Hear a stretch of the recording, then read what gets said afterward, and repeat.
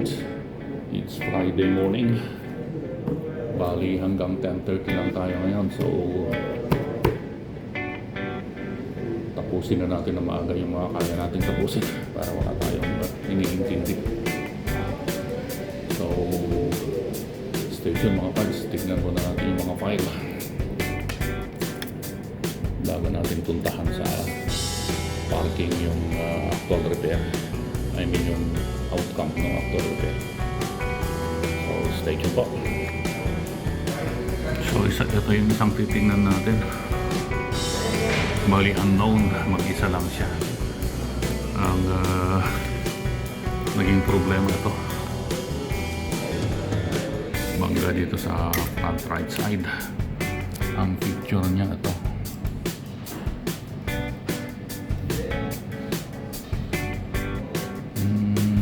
May mga note ba tayo dyan sa ibang parte? Wala naman.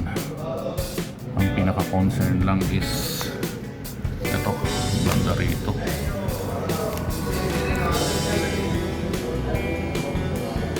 Saka mga picture na mas takma yun. Kung mapapansin natin ito, wala na yung isang side mirror, rear step view mirror dito. Pwede natin i-claim yan sa insurance. Yan, dito. So, ang pinaka-concern is dito. So, tapos yun pa. Sana idinamay na yan. Ito.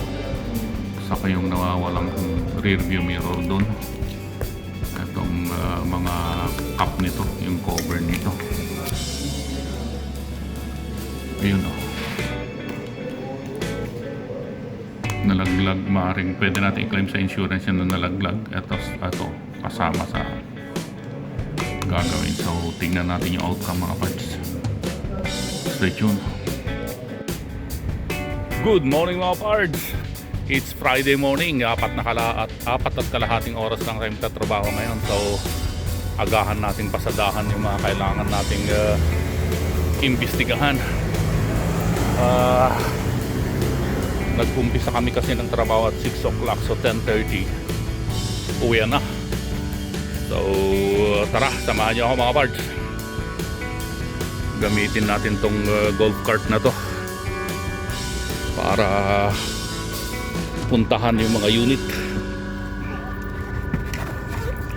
Yun, naka-switch on na, nakalagay na rin sa forward. So para maglalaro lang tayo, tapakan mo na yung silinyador. Okay. Ganda na yung na-repair, di ba? Ang problema, parang Benetton. Ang ganda nung kanan. Oh, bagong-bago yan, oh. At pininturahan. Ang problema, ayan. Dark dun sa kabila. Dito. Yan ang mahirap pagka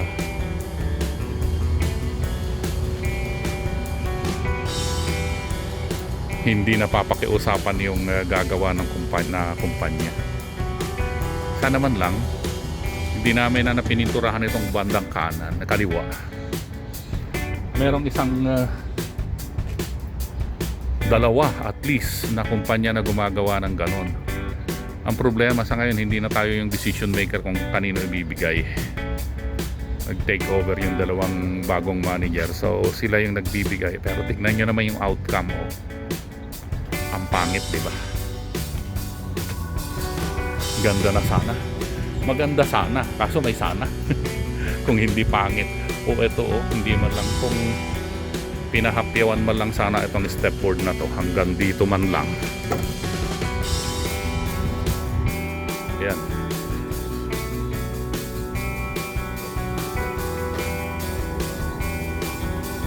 Kaso yun yung desisyon ng mga manager nating bago. Mahirap naman makialam. Minsan yun yung mga pinaglaban ko ng mga ilang taon, pero naturingan tayong rebelde kasi hindi nga tayo sumusunod. At anong napala natin? Wala. So yung outcome na ganyan, hayaan na natin, bahala na sila. Ito yung isa, oh, nasunog.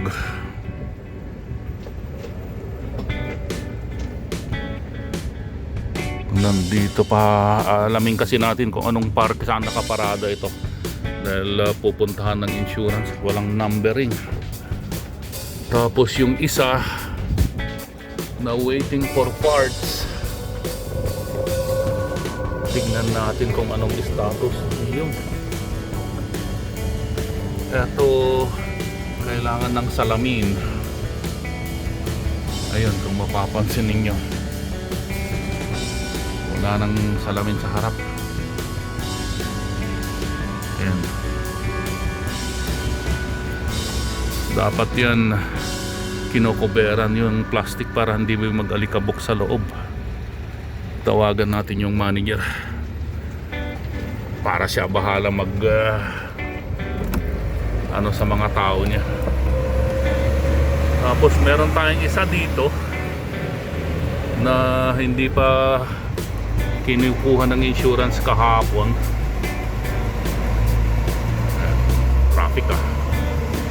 Alamin natin kung nakuha na ba. Ayun, wala na. Dito nakaparada yun.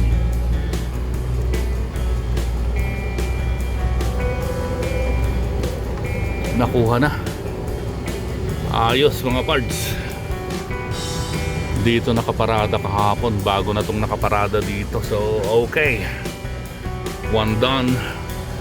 Pero meron pa akong isang inassign sa Al-Shirawi kahapon na truck. I doubt kung nakuha nila.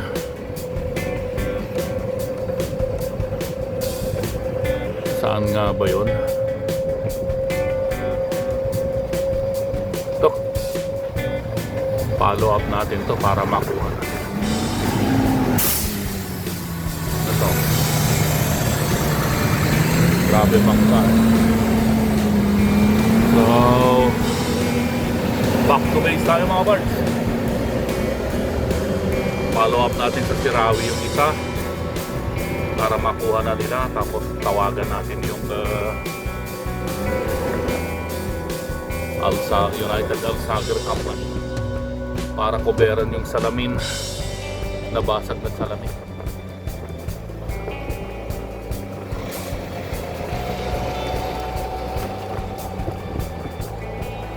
Okay, back to base tayo mga parts. Follow up natin yung mga yan para